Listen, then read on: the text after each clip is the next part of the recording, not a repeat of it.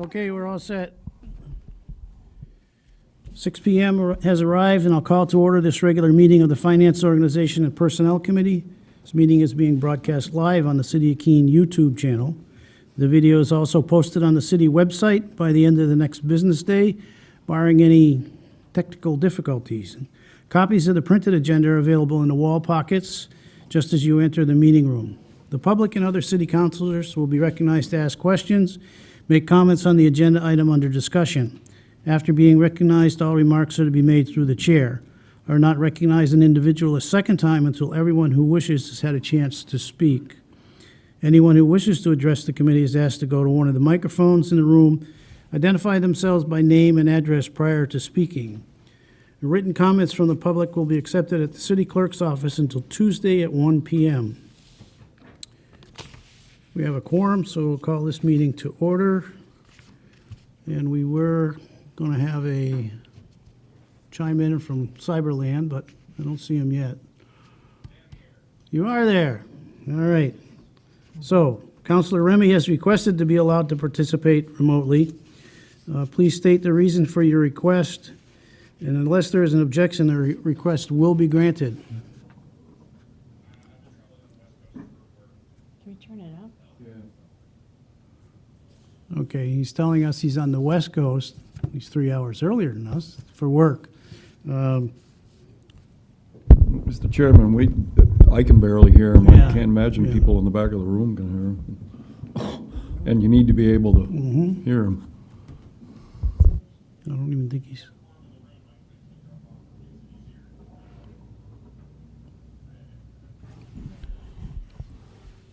Yeah, Mike, we can't get you. He asked if we had a quorum in the room. He said Yes, yeah. All right, I guess we're going to have to lose you. Thanks for trying. The minute takers participating remotely this evening, and committee members, be sure to turn on your microphones when speaking, and if the minute taker is unable to hear, she will be asking to speak louder or turn on the microphone. With that, our agenda, first item on the agenda is Spectrum Service Issues Update. And Counselor, you were going to do an intro. This is your gig, yes.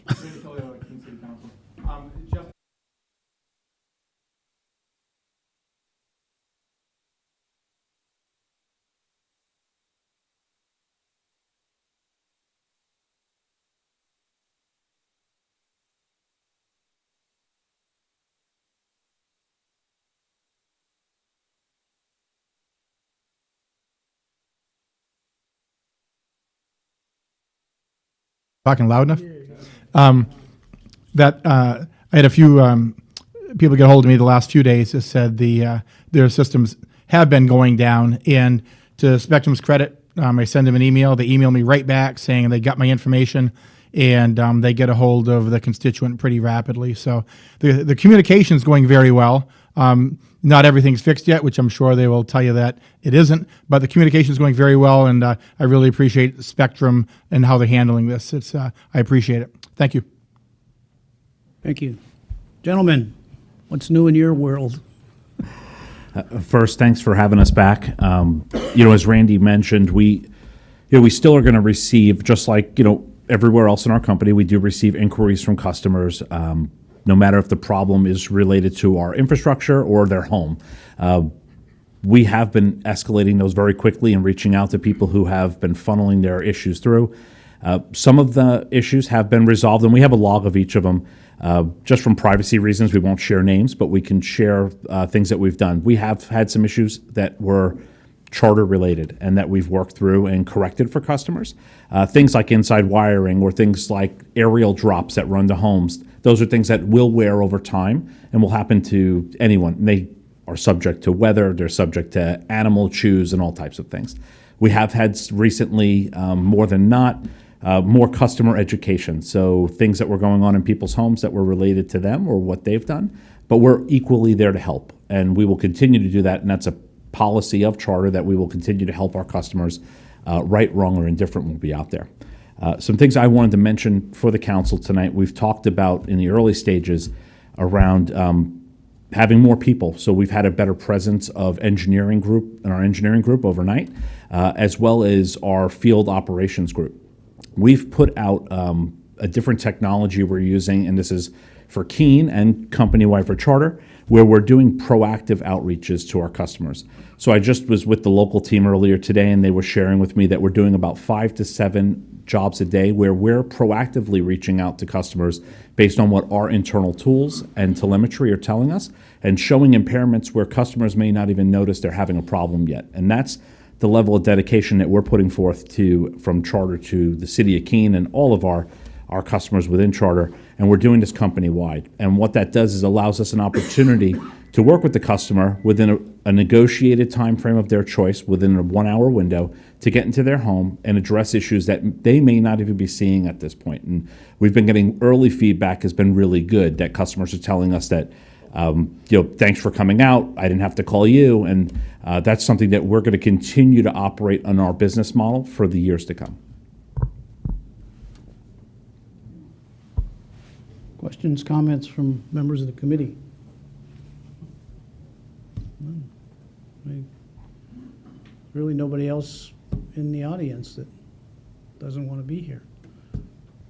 Well, do you think that over the course of the next several months, there'll be more information or more progress in some of the upgrades of big equipment items that we need to hear?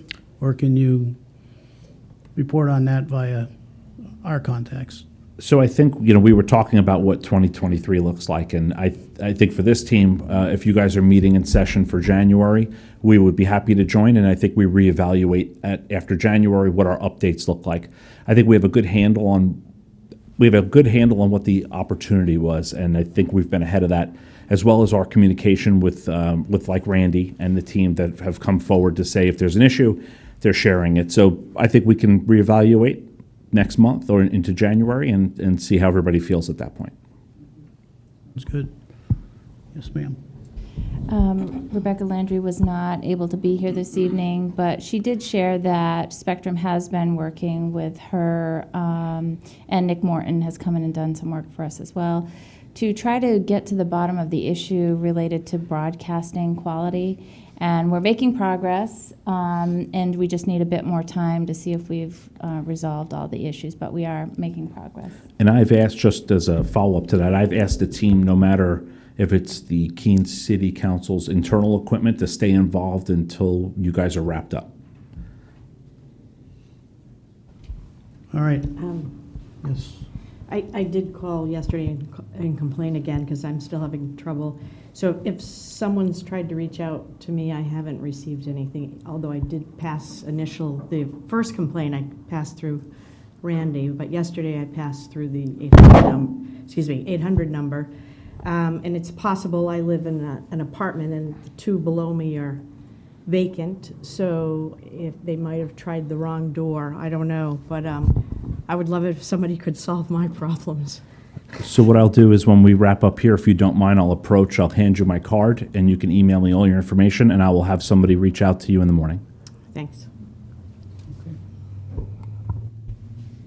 Motion, please. Move to recommend the acceptance of the update as informational. Second. It has been moved and seconded. Any further discussion, members of the committee? Seeing none, all in favor? No one's opposed. Thanks very much. Thank you.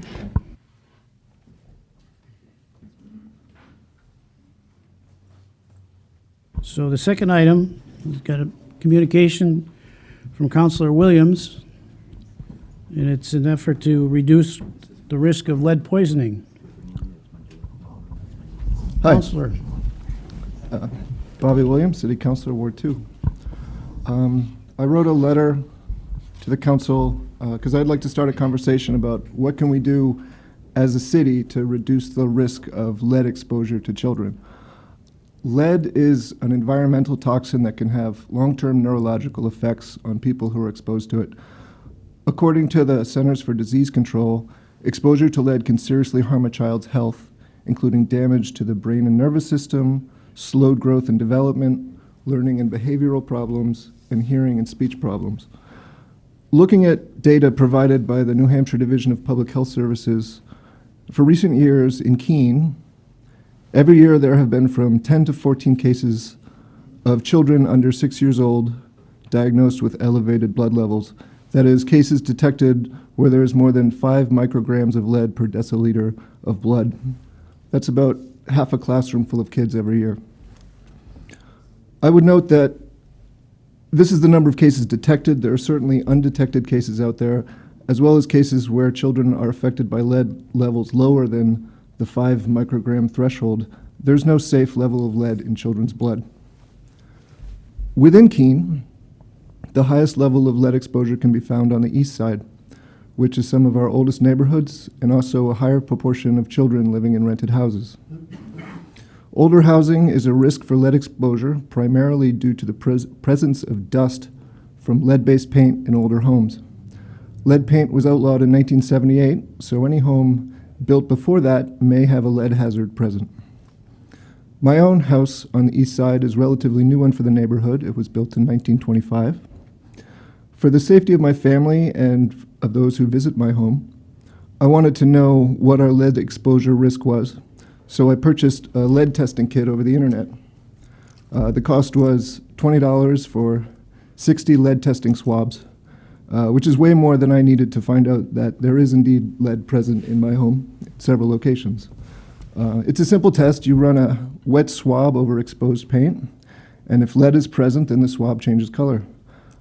What I found was that most of the walls in my house have been covered in wallpaper in the past, and those were free of lead paint.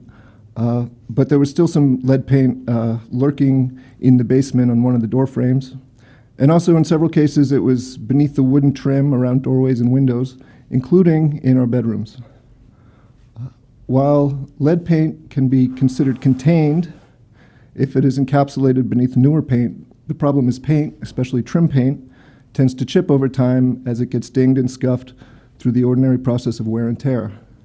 This is especially a problem with older windows and doors, where a door repeatedly opening or shutting or a window sliding up and down in its casing tends to wear away that protective layer of paint, exposing the lead paint underneath, which in turn is ground into a fine dust that can be spread throughout the house.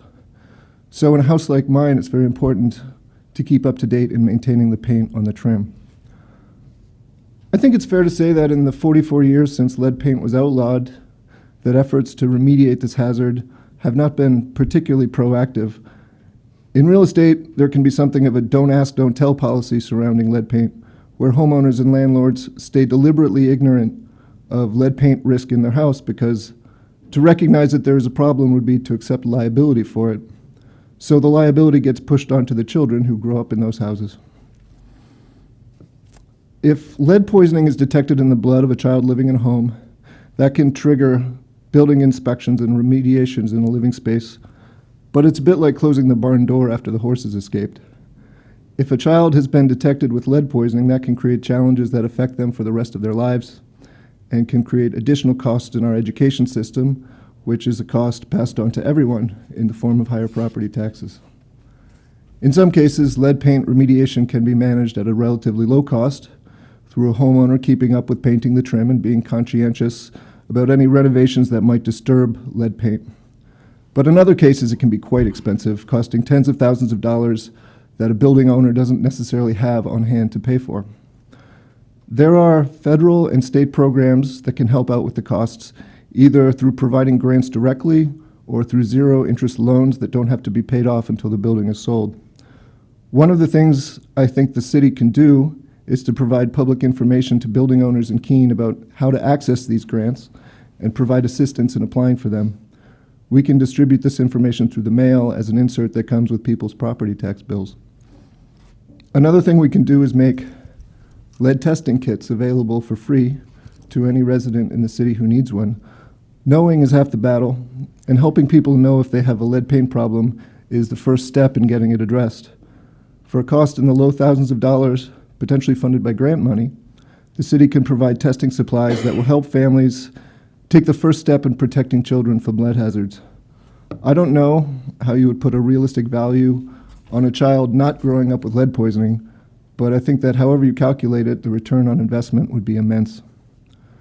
Finally, I'd like to encourage the city to pursue grant funding directly through the Department of Housing and Urban Development. In 2021, Sullivan County received a $1.7 million grant that is being used to fund lead abatement projects for 60 housing units. While there are communities in Sullivan County that have significantly greater lead hazard problems than we do here in Keene, my understanding is that there is routinely more federal money available for lead abatement than gets used. So this may be a pool of money that is relatively easy to tap into and bring into our community. With that, I'd just like to conclude by saying to anyone who is out there who lives in an older house that this is a problem that you should be aware of and stay on top of. Speaking as a father, there is nothing more important to me than the safety of my family. It's the #1 priority, and I know other parents feel the same way. Lead poisoning prevention is something that every parent should be mindful of when it comes to keeping their family safe. Thank you for taking the time to hear me out this evening, and I look forward to hearing the thoughts of the committee and city staff on what we can do about this issue. Thank you. Thank you, Councilor Williams, for bringing this issue forward. I did speak to the Sullivan County manager who was going to be here this evening to talk about their program, but he was unable to. So he did share some information with me. First, the program that began in Sullivan County really was an initiative of the city of Claremont. And when they attempted after many years to access the HUD funding, they just were not large enough. And what they have determined is HUD really likes larger, more regional applications for these types of big projects. So the $1.7 million went through Sullivan County and then became more competitive. So as a result of that, I also talked to the Sullivan County manager about sort of what they needed to do to make that happen. And there is quite a bit of administrative support that they were required to put in place. And he also shared with me that the funds that they get for the remediation of homes is capped. So per unit, it's $15,000 lead abatement funds that can be used. And they found that that was not nearly enough to do the projects. And so what made their program successful is they sought out additional funding sources to supplement that HUD grant. And so I went to our Cheshire County manager and asked if he would be interested in teaming up with Sullivan County to put in an application for a HUD grant similar to the one Sullivan County put forward. Both Sullivan County and Cheshire County have indicated that they are interested in doing so. We're at the very early conversations, and I'm not sure exactly what that would look like, but we're hoping that if Cheshire County, in fact, does put an application, we can utilize a lot of the administrative support that's already been created in Sullivan County and be more competitive as an even larger regional group. And it would be a benefit to them as well. So I'm asking the council to refer the matter to me so that I can continue those conversations and work together with Cheshire County and Sullivan County to see if we can put together an application. And then in the meantime, I can work with our marketing and communications director to start to provide some additional information to communities about about lead poisoning and the dangers of lead poisoning. And in addition to that, I will look to see if there's any small grants that would be available for testing. Members of the committee? Sound good? I just wanted to thank you, Councilor Williams, for bringing this to our attention. Most of you guys know I work as an environmental scientist, and over the last few years, I've seen with the housing frenzy, a lot of people are not getting their homes inspected, and they're discovering these problems after they've purchased a home, after they've invested in the home, and oftentimes in home disclosures during the sale, more unscrupulous buyers will simply write unknown, even though they know situations exist in the home. So I think what you've suggested, us bringing this information available to the public, making testing kits available to the public, is an easy, quick, and cheap thing we can do to help help mitigate this issue that has been existing in our community since really the 1800s. The only other thing I would add is I would ask the city manager in her conversations with Cheshire and Sullivan counties in pursuing these types of grants that we're cautious to make sure that any funds that are available to be used by building owners, homeowners, or landlords are not available to those who are buying homes to use as short-term rentals. We have seen an issue in our community of individuals from out of state buying single-family and multifamily homes and turning them into for-profit short-term rentals with limited oversight and little regulation. I'd like to see them not able to take advantage of grant funding to further their profits. Thank you. One of the things that is a requirement, if we were so successful to get a HUD grant, would be income limitations. And one of the things that I've learned is that could be income of a renter or income of the property owner, which would help with that. But a lot of these projects, you really have to be invested in putting some money forward yourself and getting probably a zero interest loan that goes along with it, and then a lien on the property. So because they end up being more costly, but that is definitely something, there would have to be some parameters, and we'd have to follow the HUD guidelines as well.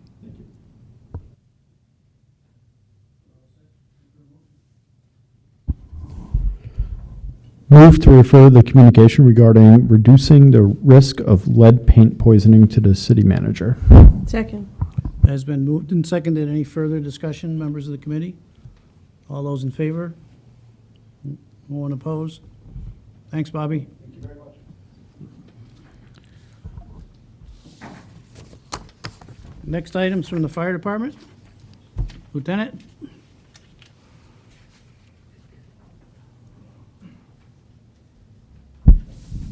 Good evening. Thank you. The fire department applied for and was successful in receiving a grant through the Lieutenant Joseph DiBernardo Memorial Foundation. I'll give you a little background on the grant. Lieutenant DiBernardo was a member of the FDNY, a lieutenant assigned to Rescue Company 3. And in January of 2005, they responded to a fire in an apartment building that now is referred to in the history of the FDNY as Black Sunday. While searching for victims in the apartment building, conditions rapidly deteriorated and they needed to get out quickly. Unfortunately, illegal partitions and blocked fire escape limited their ability to do so, and they were forced to the windows of the building. 3 of the firefighters were forced to jump, ultimately resulting in their death upon impact. 2 firefighters remained, or Firefighter Jeff Cool, as well as the lieutenant, remained in different rooms, but hanging out the windows. They could see each other. Firefighter Jeff Cool had a personal escape rope with him, and he told the lieutenant, "I'll throw you my rope, and I'll lower you down to the ground." The lieutenant, thinking of Jeff first, said, "I'm single. You have a wife and children. How about you throw me the rope, and I'll lower you down?" And that's what they proceeded to do. Firefighter Cool did fall, sustaining serious injuries. And then after he was on the ground, the lieutenant secured his rope to inside the building and attempted to lower himself, but was unsuccessful and fell, also severely injuring himself. Due to complications from the fall, later he died and was an additional line of duty death from said fire. The Memorial Foundation was established to provide training and equipment, safety equipment for fire departments. This money will be used to purchase personal escape ropes for our firefighters that they will have on them, so that, God forbid, they are in a similar situation, that they have a tool that very well could save their life. Members of the committee, questions, comments? Anybody in the public? Motion, please. Well, I appreciate you sharing that story. A lot of times we don't know the story behind the grant. The Finance Organization and Personnel Committee moves to recommend that the city manager be authorized to do all things necessary to accept and expend the Lieutenant Joseph DiBernardo Memorial Foundation grant for the purpose of outfitting department members with emergency rope escape systems. Second. Been moved and seconded. Any further discussion, members of the committee? Seeing none, all those in favor? No one's opposed, it's unanimous. Thank you. Deputy?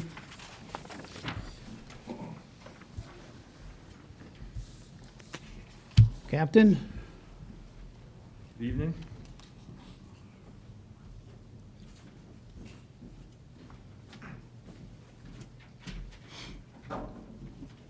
We need to have several chairs that don't have arms. Can't fit. So, good evening. How are you? Captain Steve Tenney with the Keene Police Department. I have several items for you tonight. Okay. First one is substance abuse grant. Yep. So, this is a reoccurring grant from the Homeland Security. It's used to reimburse overtime for narcotics investigations. This particular one comes from the 2023 Law Enforcement Substance Abuse Reduction Initiative Grant, which used to be called Granite Hammer a couple years ago. We've participated in this grant for several years, with the exception of last year. We still participated in it, but it came out late, so it was kind of a shortened fund. So, Okay, questions, members of the committee? Other counselors? Have a motion, please. Move to recommend the city manager be authorized to do all things necessary to accept and expend the New Hampshire Department of Safety 2023 Enforcement Substance Abuse Reduction Initiative Grant in the amount of $30,000. And I second. It's been moved and seconded. Any further discussion, members of the committee? Seeing none, all those in favor? No one's opposed, unanimous. And your next one? I'm not sure, which one do you have next? It's I have with, Homeland Security. 20 search and rescue. Thank you. So this is, the next two are very similar. They are awarded to our tactical team as being members of the New Hampshire Tactical Officers Association. Each year, Homeland Security carves out money for each team of the New Hampshire Tactical Officers Association. This one in particular is a 2021 carve-out. That was designated by Homeland Security for the use of purchasing search and rescue equipment. For this grant, our portion of the carve-out is $13,475.62. And we have identified two pieces of equipment that we would buy that would come in under that money or at that money. One being a new breaching tool to replace some of our archaic breaching techniques, and the other one is a 9-inch rotary cut saw for the same purpose. Questions, members of the committee? Other counselors? All right. Looking for a motion then. Move to recommend that the city manager be authorized to do all things necessary to accept and expend a 2021 Homeland Security Grant Program Award for the purchase of search and rescue equipment. Second. It's been moved and seconded. All those in favor? No one opposed, unanimous. Okay, and then finally, I have this is part of the 2020 carve-out for the same program to our tactical team for being a member of the New Hampshire Tactical Officers Association. This money was awarded, our team was awarded up to $25,000 for the purchase of CBRN training, response suits, and training suits. We have actually spoken to Homeland Security about this purchase and amended this to replace just our gas masks, which are outdated and need replacing.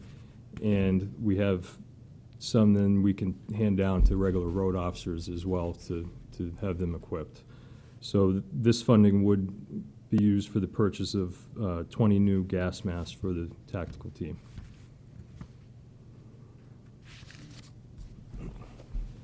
comments or questions, members of the committee? About a motion? The Finance Organization and Personnel Committee moves to recommend that the city manager be authorized to do all things necessary. Thank you. I'll start again. Finance Organization and Personnel Committee moves to recommend that the city manager be authorized to do all things necessary to accept and expend a 2020 Homeland Security Program Award to be used for the purchase of CBRNE training and response suits. Second. Okay, it's been moved and seconded. Any further discussion? Yes. Are we in fact getting the suits, or are we getting the gas masks? We're gonna get the gas mask. It falls under the same authorized equipment under the Okay. grant. We're just not buying the suits with the mask. So the motion is okay? The motion is fine. Okay. Okay. All in favor? Anybody opposed? Unanimous. Thank you. Thank you. Have a good evening. You too.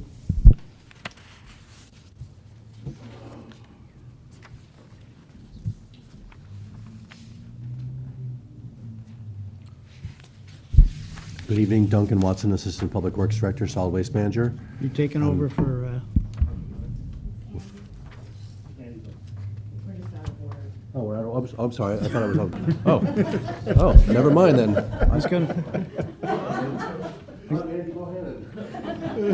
he's gonna wrestle you for that spot.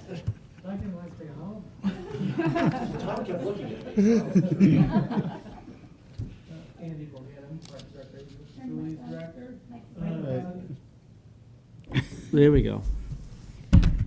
Andy Bohannon, Parks Recreation Facilities Director. So before you tonight is the opportunity to renew a control and use agreement with the American Legion. Just for the purpose of some of our new counselors, back in the 70s, we executed a land and water conservation fund, which lasted for about 25 years, which gave us an agreement with the Legion for the softball fields that were built out there. And in 2010, the agreement had come to an end because it was on private property. And so no longer did the LWCF applications still apply.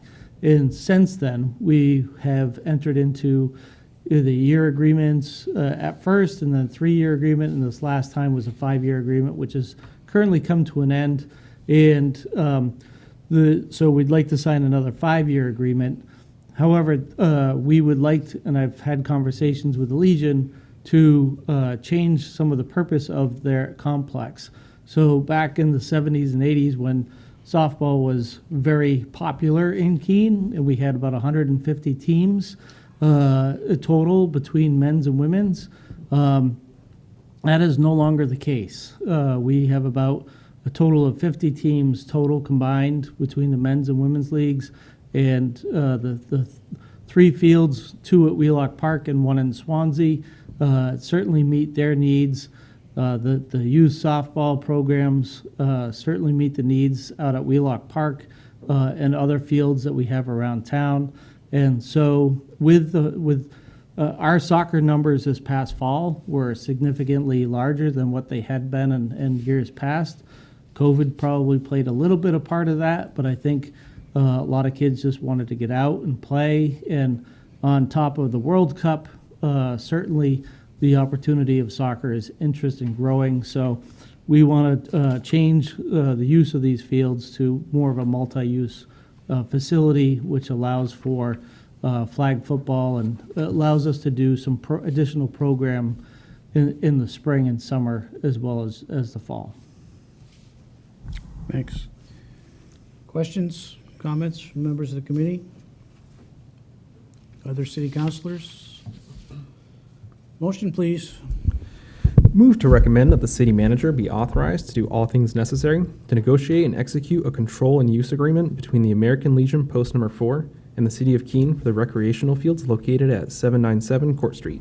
No, second. It has been moved and seconded. Further discussion, members of the committee? Seeing none, all those in favor? Anyone opposed? It's unanimous. Thank you. Thanks. Okay, Duncan.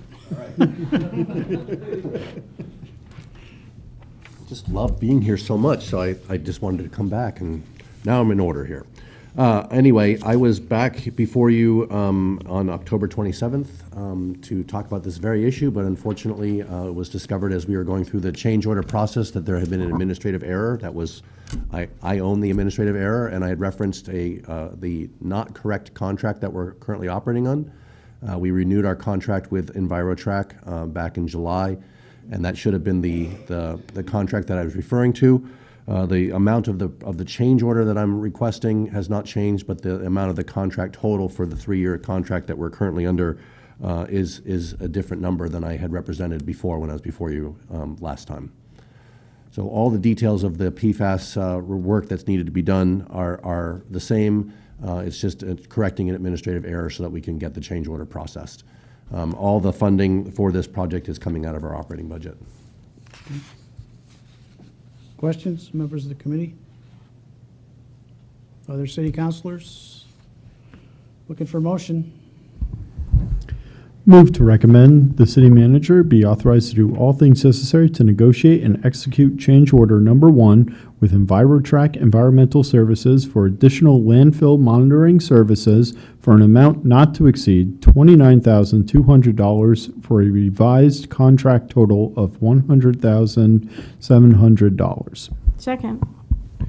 Been moved and seconded. Any further discussion, members of the committee? Seeing none, all in favor? No one Thank you opposed? It's kindly. unanimous. Thank you.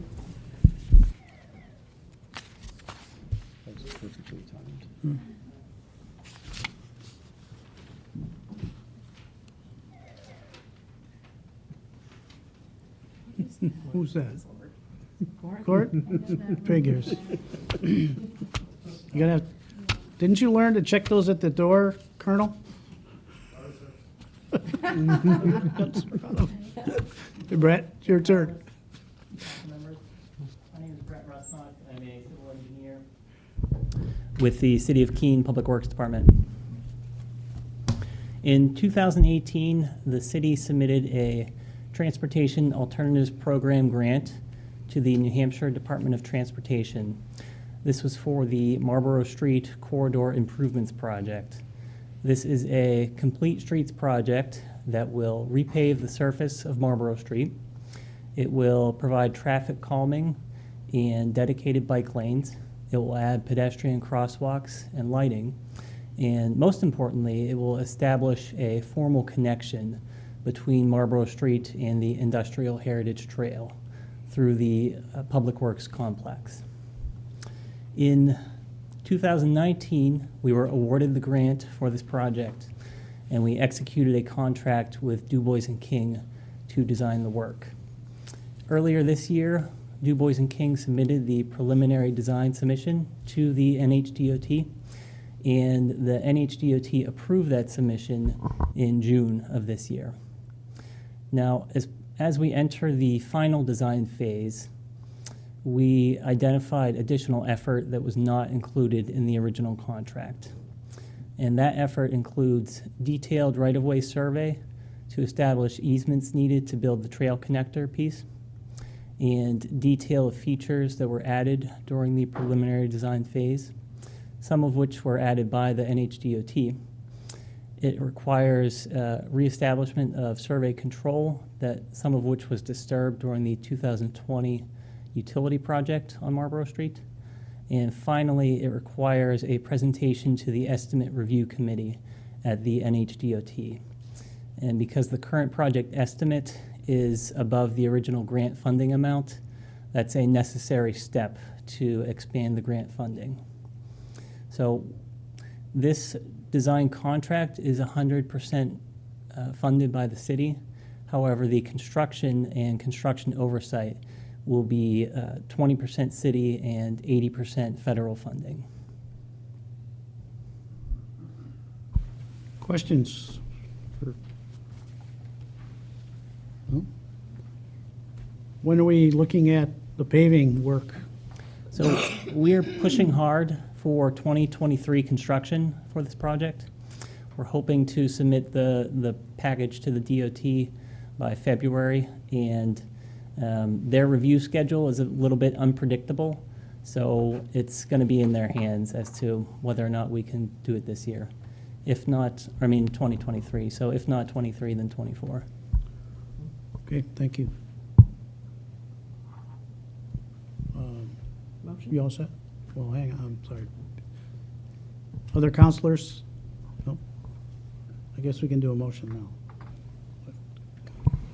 The Finance, Organization, and Personnel Committee moves to recommend that the city manager be authorized to do all things necessary to negotiate and execute an engineering services change order with Du Bois and King for additional services required for the design of the Marlborough Street Corridor Improvements Project, excuse me, for an amount not to exceed $39,000. Funding is to come from the cost center 75J0018A. Second. Has been moved and seconded. Any further discussion? Seeing none, all those in favor? Anyone opposed? It's unanimous. Thanks, Brett. Thank you, Chair. Thank you, councilors. And our final item relates to city ordinance change for personal leave. Good evening. Elizabeth Fox, Assistant City Manager, Human Resources Director. Here with you this evening to review a proposed amendment to City Code that would impact for non-bargaining unit employees methodology used to calculate a personal leave benefit that's currently provided. You may recall we were here probably about 2 months ago, and we touched upon this benefit change as part of reporting out a collective bargaining agreement, which has since been executed with the KCE bargaining unit. But basically what is proposed is an adjustment to the methodology we now use for personal day calculation, which is awarded based on sick leave use. Right now, the methodology has us look at a rolling period of leave usage. So every employee in the organization has a different earn date and a different lose date, and those dates can be are always moving based on when people use sick leave. It's a feature that the software we have been utilizing since 1999, thanks to, I think, Councilor Powers. Well, not since the 1999 part, but the software. That's his story, and he's sticking to it. It supported this sort of a rolling feature, but it was cumbersome and created quite a bit of back and forth. So as we've looked at options in the new software that we are in the process of moving to in the current fiscal period, we are proposing that we basically fix those periods so that the perfect attendance is based on a quarterly period that ties to calendar year quarters, which most people are familiar with. I think it will simplify it for employees who are always sort of, I think, trying to keep track of what their day is and when their day's gone. It makes for a very predictable system. We also, as part of that, have created a little more flexibility around the expiration process, because personal leave benefits is a benefit under the city's current policy that if you don't use it within a certain time period, it expires. That time period right now is that 90 days. We've basically proposed to fix that based on two semi-annual periods. Sorry, wrong modifier. So that is the proposal before you. The language modifying the ordinance is attached. It's a fairly straightforward modification. And the effective date proposed for the ordinance would be sometime after January 1 or following the processing of our first payroll in the new software system. And when we make that switch over to deal with the fact that everyone will be on a different calendar and try to do that in a fair manner, we will award every employee a personal day at that time. So happy to answer questions. I don't know if the city manager has anything else she'd like to add to the discussion. But we have, as you know, we have included this provision in the contract that we executed about a month and a half ago, I think now, And we've been discussing this concept with all of the bargaining units that we are still in negotiations with, so. Comments from members of the committee? Yes, sir? Thank you, Mr. Chair. So I do want to voice my opposition actually to the way that at least the ordinance is worded at the moment. This seems, at least in my interpretation of it, to be a downgrade from the current amount of personal leave that people that do have to use their sick leave would get over the course of a year. You do have to burn a single day of sick leave. You'll essentially be out a day of personal leave that you would have normally gotten before over a 12-month period. So if you take 1 day of sick leave and you have 2 6-month periods on each side, you'd essentially over a 12-month period still get 4 days of sick leave. In the new model, you'd only get 3. Be happy to discuss that little bit more. But my suggestion to go a slightly different way would be to simplify this even further and to decouple that personal leave accruement from taking sick leave at all. So essentially, to give our employees those 4 personal days without needing to play games around using their sick days up to try and get those extra personal days. It's my opinion that we should be giving those benefits to our employees, and again, instead of having to go through some complicated matter to actually get those extra personal days. So that would be a drastic change from the way that we are managing the use of sick leave right now. A personal day is a reward for not using a sick day. It is not a guaranteed benefit. Everyone does not receive 4 personal days in a year. And so to automatically give everyone 4 personal days as vacation time or earned time for them to use in any way that they would like would in fact increase the cost to the city because everyone is not getting 4 days right now.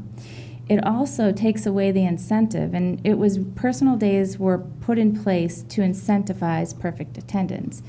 And people do it, and organizations do it in different ways, but it's an incentive, it's a reward for not using your sick time. And so I would not be comfortable making personal days vacation days and guaranteed earned time, because I think we would lose that incentive. Sick time, when people call in sick, it does cost the city money. In most cases, we have to replace that person, or someone has to work overtime, there's lost productivity. And I've seen it, there's impacts to morale. And I think that rewarding someone who's not using that sick time is a nice way to have a positive incentive that will keep us in the position that we're in now. And I'm afraid if we remove that, we'll actually go backwards.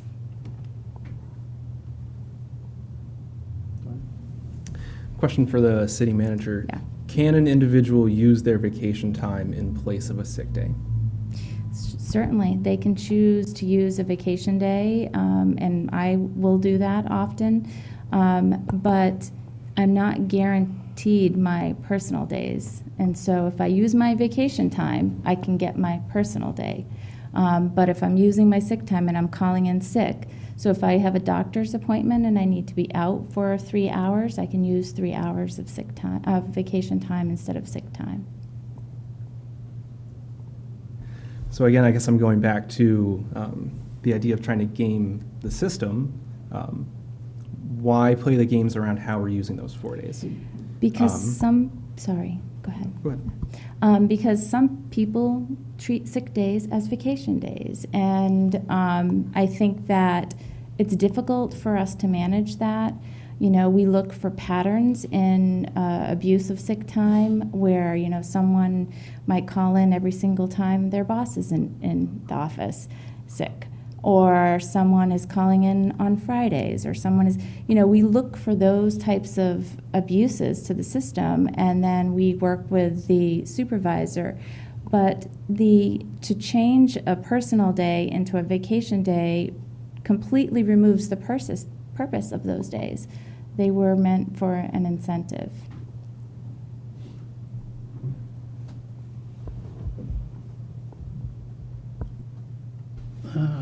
I've got a couple of thoughts on this, but I don't think it's going to mean much of a change, but I have a question.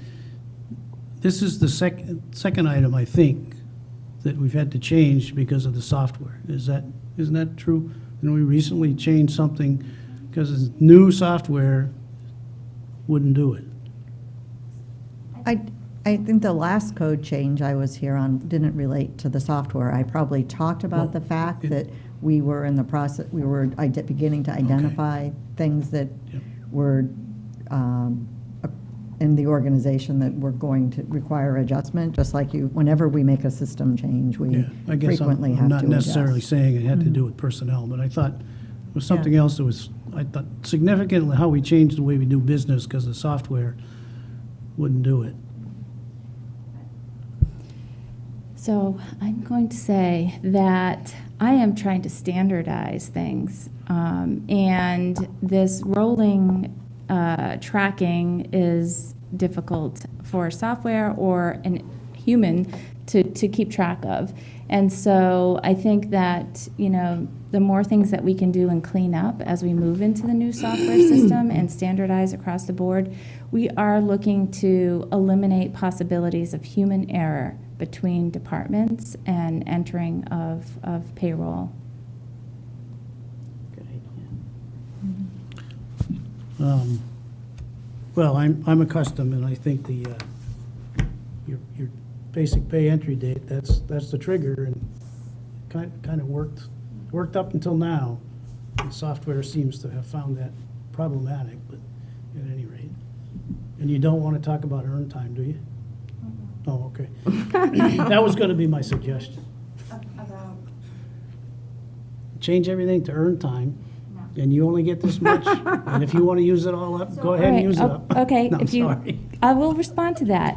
I will say, if we did do that, then we need to cut down on the number of days, Yeah, because we have too many sick days. We have 12 sick days, one a month, plus 4 potential personal days, and then a pretty good vacation policy. So if we were ever to have the discussion about earn time, the only way I think that would work is to reduce the overall number of days. That's a lot of sick time. well, I mean, I believe that the whole idea that it's an incentive not to use sick is exactly what it was built for, and it's, I mean, I used to guard those best way I could to make sure the kids didn't get sick and give it to me, but it works very well. And for those who are good employees, they're gonna safeguard it, no matter when it comes, I guess. Yes, sir. It sounds like this proposal is pretty similar to what the state used to have for bonus time. That was done away with a number of years ago, which was actually really unpopular among a lot of the state employees. So I think you're on the ball with this one. I think this is a good idea. Any further discussion? It's the same model that FedEx used, and it really helped to reduce how much sick time people took. And it was an incentive to get the personal time. But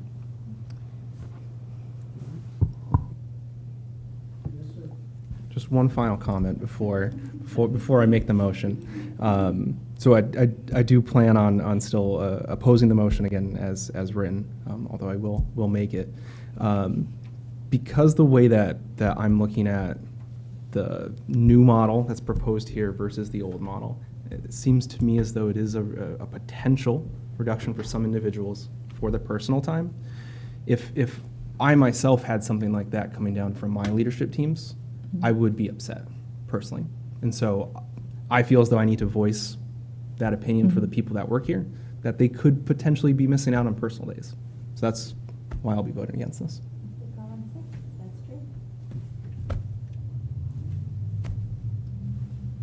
So, okay. Any other discussion by members of the committee? I just want to say 12 days is a lot of sick days. Usually it's 5 to 10 days, so. Other city councilors? All right. And you have the motion? I do. How ironic. Move to recommend the adoption of ordinance O-2022-17, effective date January 1st, 2023, or following the processing of the first payroll in the Munis software system. And I second.